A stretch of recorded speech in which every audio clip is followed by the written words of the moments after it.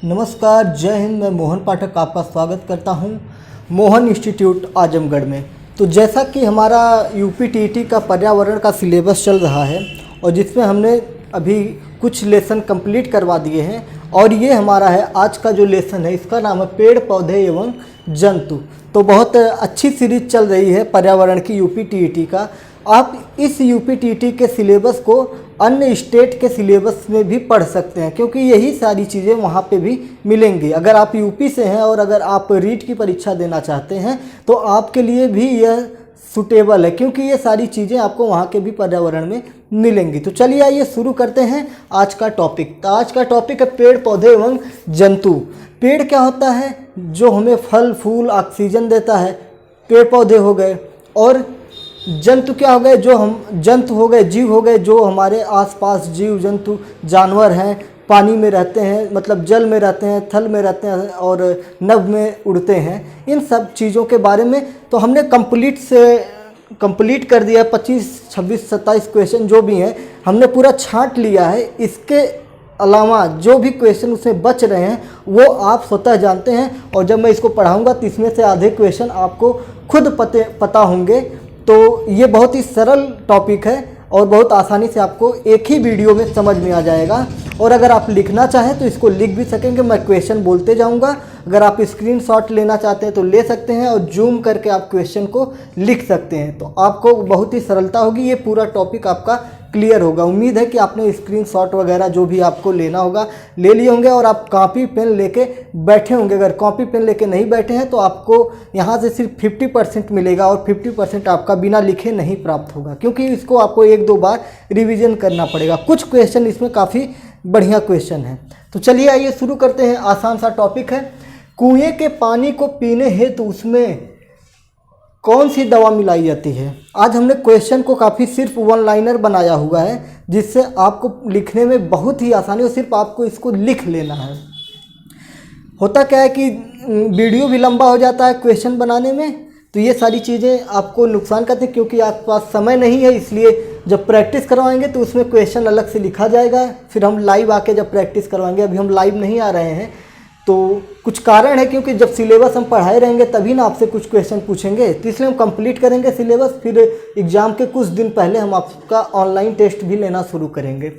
कुएं के पानी को पीने हेतु उसमें पोटेशियम परमैंगनेट दवा मिलाई जाती है। पीने के पानी को पीने योग्य बनाने के लिए, मतलब अगर कुएं का पानी है वो गंदा हो गया तो उसको पीने योग्य बनाने के लिए उसमें पोटेशियम परमैंगनेट दवा मिलाते हैं, जिससे वो पीने योग्य बन जाता है। एक क्वेश्चन हमने यहाँ पे अलग से ले लिया है, जिसमें है कि लाइकेन कैसा जीव है? लाइकेन कैसा जीव है? तो आप कहेंगे लाइकेन मिश्रित जीव है। यह क्या कवक और शैवाल के मिश्रण से बनता है? तो कवक एवं शैवाल के मेल से बनता है। कौन बनता है? आपका लाइकेन बनता है। ठीक है, तो ये आपका 2 क्वेश्चन क्लियर हो गए हैं। एक ही क्वेश्चन में हमने 2 क्वेश्चन बना लिए हैं। ठीक है, दूसरा क्वेश्चन है पत्तियों के हरे रंग का होना, हरे रंग का होने का कारण क्या है? हरे रंग के होने का कारण क्या है? पत्तियों के हरे रंग के होने का कारण क्या है?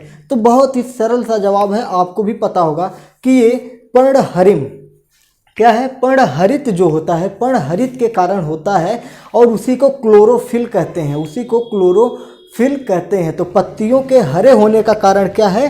पर्णहरित है, जिसे क्लोरोफिल के नाम से भी जाना जाता है। अगला क्वेश्चन हमारा, भोजन से प्राप्त तत्व एवं ऑक्सीजन शरीर के विभिन्न अंगों तक किसके माध्यम से पहुंचता है? जो भोजन हम प्राप्त करते हैं, भोजन से प्राप्त जो हमें ऑक्सीजन मिलता है, तत्व मिलता है, वो किसके माध्यम से हमारे शरीर में, संपूर्ण शरीर के हाथ पैर सर हर जगह किसके माध्यम से पहुंचता है? तो हमारे शरीर में सर्वविदित सर्व जगह कौन चीज़ विद्यमान है? तो वो है खून है, रक्त है, रक्त।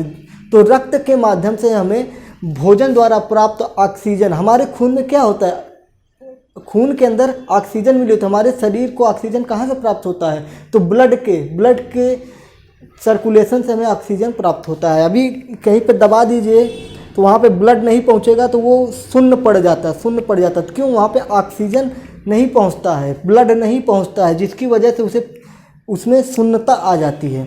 आइए अगला क्वेश्चन हम देखते हैं।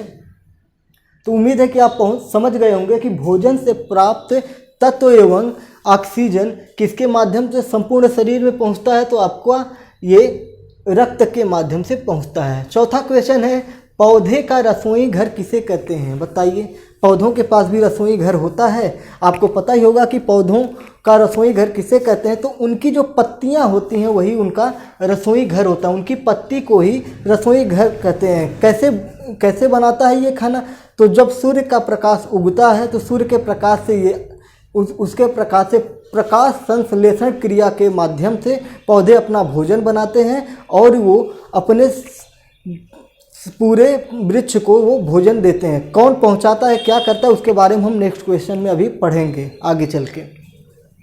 तो पौधों का रसोई घर किसे कहते हैं? तो पौधों का रसोई घर पत्तियों को कहा जाता है। किसे कहा जाता है? पौधों का रसोई घर पत्तियों को कहा जाता है। आपको समझ में आ गया होगा। पांचवें क्वेश्चन पे हम चलते हैं कि जल में रहने वाले जीव को क्या कहते हैं? बहुत ही आसान सा क्वेश्चन है, हर किसी को पता है, बचपना से पढ़ते आ रहे हैं। जल में रहने वाले जीव को जलचर कहते हैं। बहुत ही आसान सा टॉपिक है, लेकिन ये हमारे पाठ्यक्रम में है तो इसको पढ़ना ज़रूरी है, नहीं तो आप कहेंगे कि सर आपने पढ़ाया नहीं।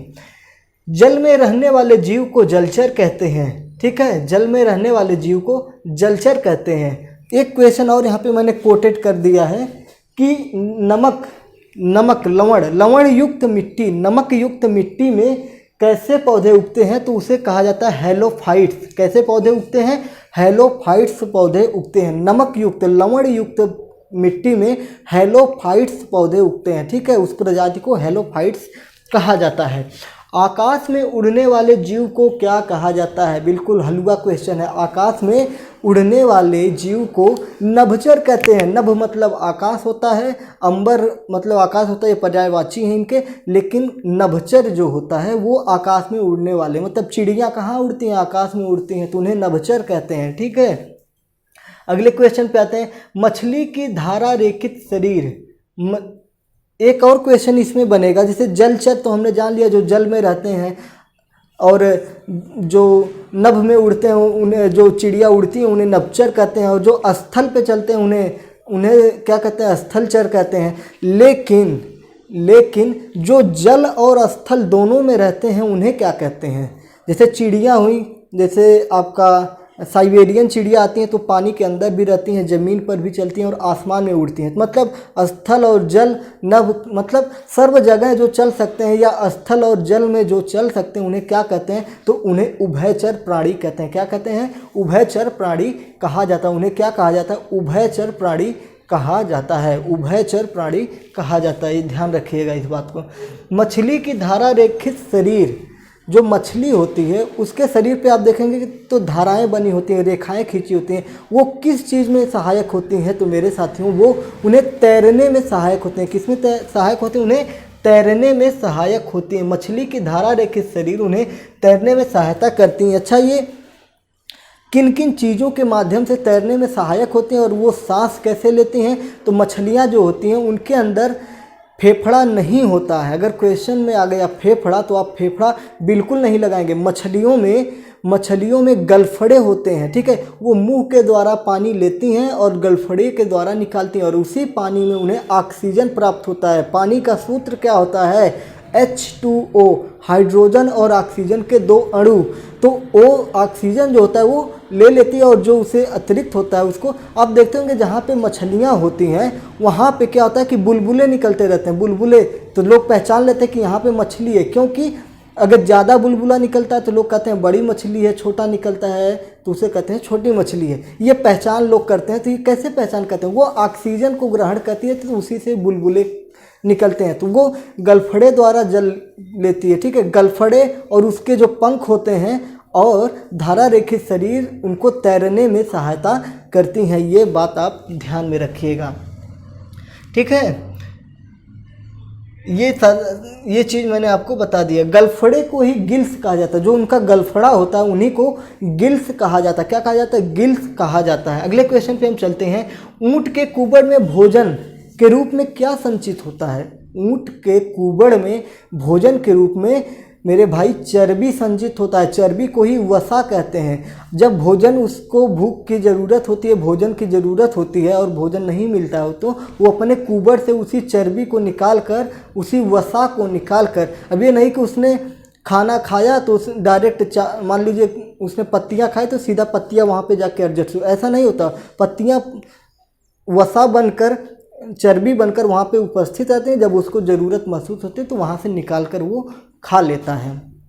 तो ये हो गया ऊँट के बारे में। ऊँट को राजस्थान का मतलब रेगिस्तान का, ऊँट को रेगिस्तान का जहाज भी कहा जाता है। ये कई बार पूछा गया है तो इसको आप ध्यान में रखिएगा। ऊँट को रेगिस्तान का जहाज भी कहा जाता है। ये हमारा 10वां क्वेश्चन है, ऊँट को रेगिस्तान का जहाज कहते हैं। अगला क्वेश्चन है, पक्षियों के उड़ने में क्या क्या सहायक होता है? पक्षियों के उड़ने में क्या क्या सहायक होता है? इस क्वेश्चन को आप बड़े ध्यान से समझिएगा, इस क्वेश्चन को आप बड़े ध्यान से समझिएगा। पक्षियों की चोंच जो होती है वो नुकीली होती है, जो क्या होती है, जब वो उड़ती हैं तो वो ऑक्सीजन को चीरती हैं, मतलब हवा को चीर के जाती हैं। उनके पास एक जोड़ी पंख होता है, मतलब 2 पंख होते हैं उनके पास, और उनकी छाती जो होते हैं काफ़ी मजबूत होती है, छाती उनकी मजबूत होती है, और शरीर जो होता है खोखला होता है।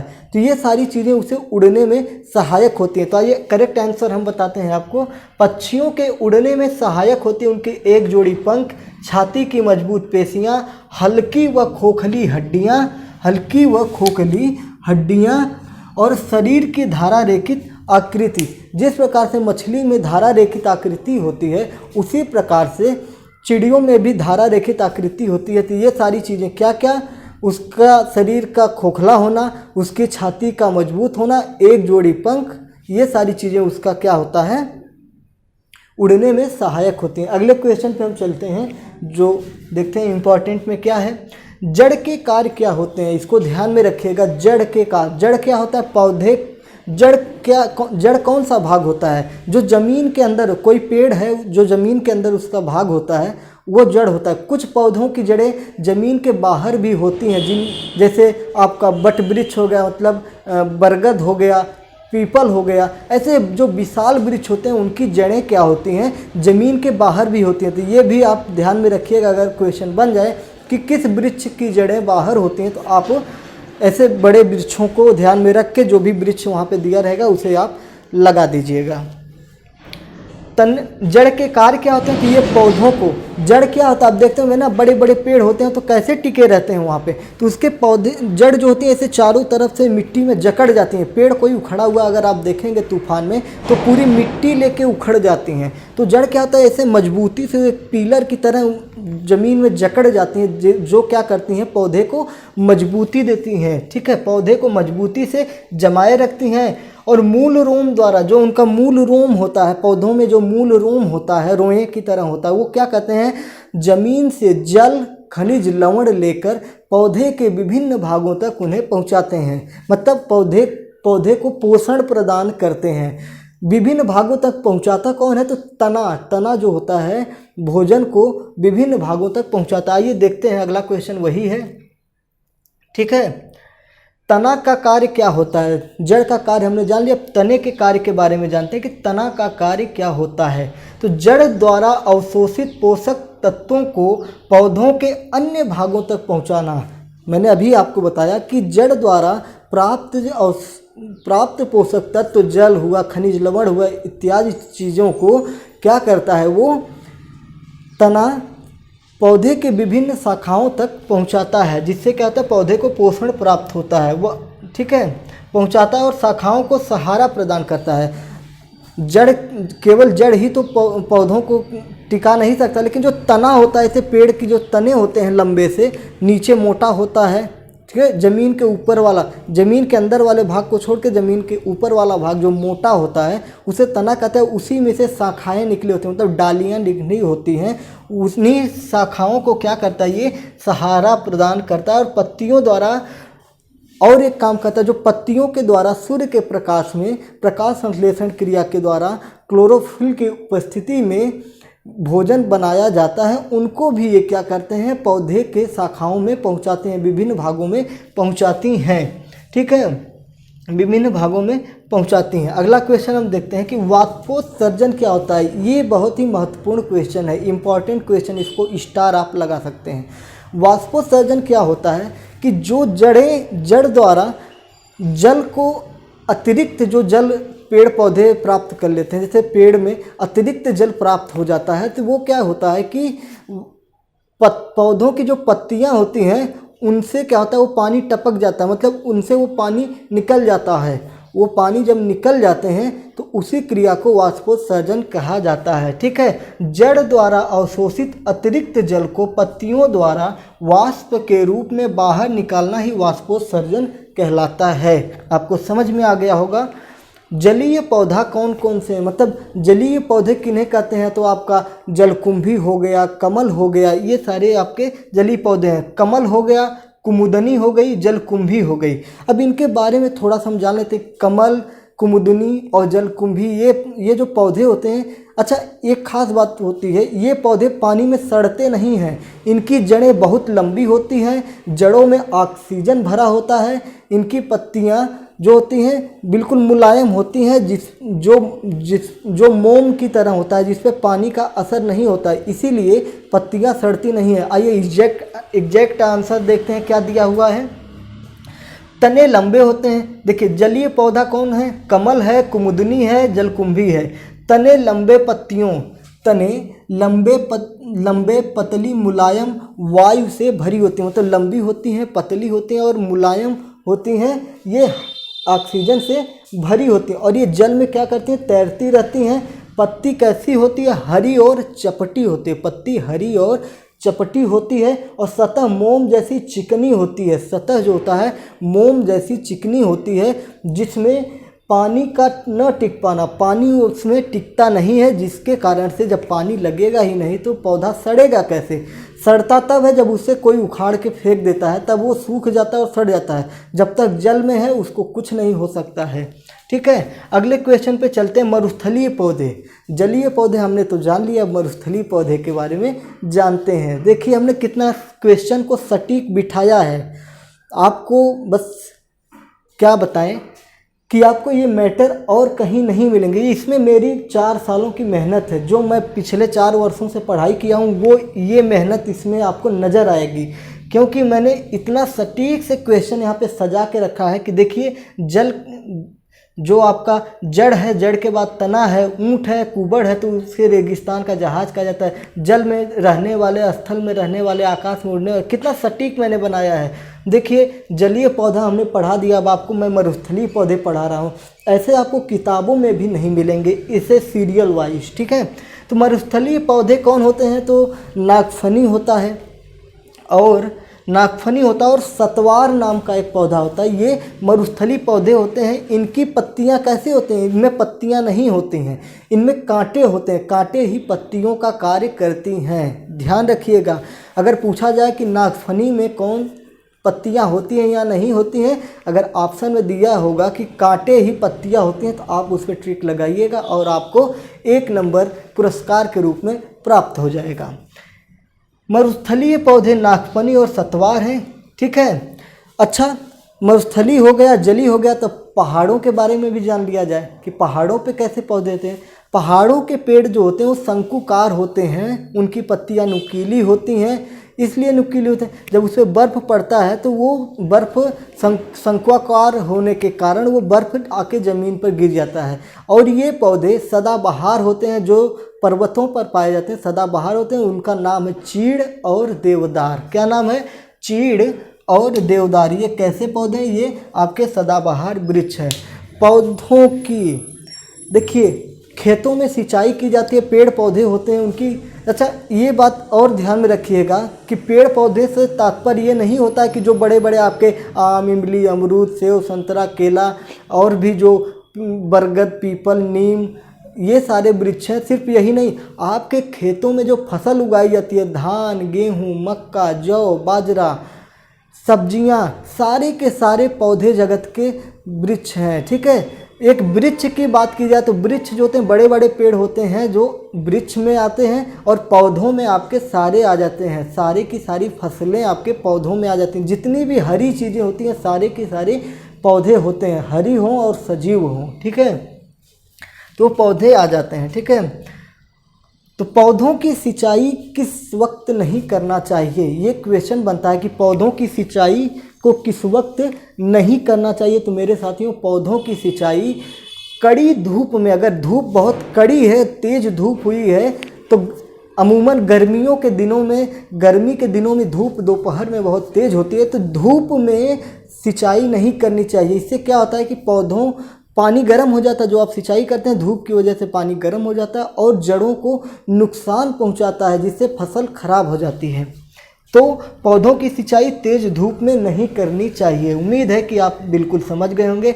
अब हम आते हैं कि रंग बनाने में किन किन चीज़ों का प्रयोग किया जाता है। जो प्राकृतिक रंग होता है उसमें किन फूलों का प्रयोग किया जाता है, तो गुलदावरी नाम का एक फूल होता है, लिख लीजिए गुलदावरी। और एक होता है जीनिया नाम का होता है, जीनिया नाम का होता है, और एक होता है पलाश के फूल। तो कौन कौन सा, गोदावरी, जीनिया और पलाश के फूल के द्वारा क्या किया जाता है, रंग बनाए जाते हैं। अच्छा, दवाई बनाने में किन फूलों का प्रयोग होता है, रंग बनाने में तो जान गए, अब दवाई बनाने में किन का प्रयोग होता है, तो ये जानिए। दवाई बनाने में गुड़हल और गुलाब, गुड़हल और गुलाब का प्रयोग होता है। और कुछ पौधे होते हैं उनके बारे में जानते हैं, कमल का फूल, मोगरा, गेंदे का फूल, ठीक है। गुड़हल और गुलाब, कमल का फूल, मोगरे का फूल, गेंदे का फूल, ये सारे के सारे आपके किस में आते हैं, दवा बनाने के काम में आते हैं। अगर हम बात करें कि कौन से पुष्प खाए जाते हैं, किनका फूल खाया जाता है, तो केले का जो फूल होता है उसको खाया जाता है, केले के फूल को खाया जाता है, गेंदे के फूल को खाया जाता है और महुआ के फूल को भी खाया जाता है, ठीक है। गेंदे का फूल खाया जाता है, केले का फूल खाया जाता है और महुआ का फूल खाया जाता है। ये चीज़ें आपको जाननी चाहिए। रानी मधुमक्खी का कार्य क्या होता है, रानी मधुमक्खी का कार्य क्या होता है मेरे साथियों, तो रानी मधुमक्खी केवल और केवल अंडे देने का कार्य करती हैं। मधुमक्खियां जो आप देखते हैं छत्ते में ढेर सारी होती हैं, तो उनमें विभिन्न प्रकार की मधुमक्खियां होती हैं। मधुमक्खी, चींटी, ये इन दोनों का फैमिली बहुत तगड़ा होता है, ठीक है। इसी तरह रानी चींटियाँ होती हैं, इसी तरह मधुमक्खियों की चींटियाँ रानी होती है। तो मधुमक्खियों में सेना अलग होती है, रानी अलग होती हैं, सबका विभाजन अलग तरीके से होता है। हम नहीं जान पाते हैं, लेकिन वो जानते हैं। किनका काम है कि उनके छत्ते को छेड़ रहा है तो कौन जाके काटेंगे, सारे जाके नहीं काटेंगे, जो सुरक्षा कर्मी होते हैं वही जाएंगे उनको दौड़ा के काटेंगे। राजशाही मानव जीवन में समाप्त हो चुका है, लेकिन मधुमक्खी जीवन में अभी राजा और रानी की परंपरा चल रही है, समझ गए हैं। तो रानी मधुमक्खी का काम सिर्फ होता है अंडे देना। क्या होता है, अंडे देना। वे पौधे, 21वां क्वेश्चन है हमारा, वे पौधे जो भोजन नहीं बना सकते हैं, जिनमें किसकी कमी होती है। जो पौधे भोजन नहीं बना सकते हैं उनमें कमी किस चीज़ की होती है, तो मेरे साथियों उनमें क्लोरोफिल की कमी होती है। जिन पौधों के पास क्लोरोफिल नहीं होगा वो भोजन नहीं बना सकते हैं। ध्यान में रखिएगा, जिनके पास क्लोरोफिल नहीं होगा वो भोजन नहीं बना सकते हैं, ठीक है। ये आपका हो गया होगा। एम्फीबिया, एम्फीबिया क्या है, एम्फीबिया, एम्फीबिया किसे कहते हैं, एम्फीबिया। तो जो आपके उभयचर प्राणी होते हैं उन्हें एम्फीबिया वर्ग में रखा जाता है। जो उभयचर प्राणी, जो जल, थल, स्थल, जो भी जहाँ हैं, सर्व जगह व्याप्त हो सकते हैं, उन्हें एम्फीबिया वर्ग में रखा जाता है, एम्फीबिया कहा जाता है, ठीक है। चलिए, अच्छा, ये जो एम्फीबिया वर्ग के होते हैं ये असमतापी होते हैं। असमतापी मतलब कि ये मौसम के हिसाब से छोटे बड़े अपनी आकृतियां बनाते हैं। जैसे इनमें मेढक होता है, ये सारी चीज़ें होती हैं। मेढक होता है और एक होता है आपका, ठीक है, ये चीज़ें होती हैं आपकी। आलू, आलू क्या है, आलू के बारे में क्वेश्चन बनेगा कि रूपांतरित स्तंभ कौन है, रूपांतरित स्तंभ कौन है, तो आप आलू पे टिक लगा दीजिए, टिक लगा दीजिएगा, ठीक है ना। रूपांतरित स्तंभ है तो आलू है, ठीक है। 24वां क्वेश्चन है लौंग के पौधे। अच्छा, सबके अंदर कन्फ्यूजन बना रहता है कि लौंग का पौधा कैसा होता है। लौंग जो हम खाते हैं मसालों वगैरह में, लौंग, लौंग जिसे कहते हैं लवंग, लवंग कहते हैं। लौंग जो होता है वो कैसे प्राप्त होता है, तो वो एक शुष्क पौधे की कली होती है, उससे प्राप्त होता है, ठीक है। जो लौंग होता है ये पौधे के शुष्क पुष्प कली से प्राप्त होते हैं। लौंग जो होता है पौधे के शुष्क पुष्प फली से कली से शुष्क पुष्प कली से प्राप्त होते हैं। ठीक है, ये यूजीनिया कैरियोफाइलेटा नामक मध्यम कद वाले सदाबहार वृक्ष की सूखी पुष्प कलिका होती है। किसकी होती है? यूजीनिया कैरियोफाइलेटा नामक मध्यम कद वाले पौधे के कद वाले सदाबहार वृक्ष की सूखी कलिका होती है। एक बार मैं पढ़ देता हूँ। लौंग पौधे के शुष्क पुष्प कली से प्राप्त होते हैं। यूजीनिया कैरियोफाइलेटा नामक मध्यम कद वाले सदाबहार वृक्ष की सूखी पुष्प कलिका है। तो अब हम आ गए अपने आखिरी क्वेश्चन पे। ठीक है, ये बहुत ही महत्वपूर्ण क्वेश्चन है। ये अंडमान से संबंधित है, अंडमान द्वीप जो है उससे संबंधित है। अंडमान द्वीप में एक केले का पौधा पाया गया है जिसकी ऊंचाई 11 मीटर है, जिसकी ऊंचाई 11 मीटर है। और उसका जो गुदा होता है, उसमें जो उसके फल का गुदा होता है वो किस कलर का होता है? तो नारंगी कलर का होता है। ठीक है, ये कहाँ पाया गया है? तो भारत के अंडमान द्वीप में वैज्ञानिकों ने खोजा है। भारत के अंडमान द्वीप में 11 मीटर लंबा 11 मीटर का केला प्राप्त किया गया है, मतलब खोजा गया है भारत के वैज्ञानिकों द्वारा।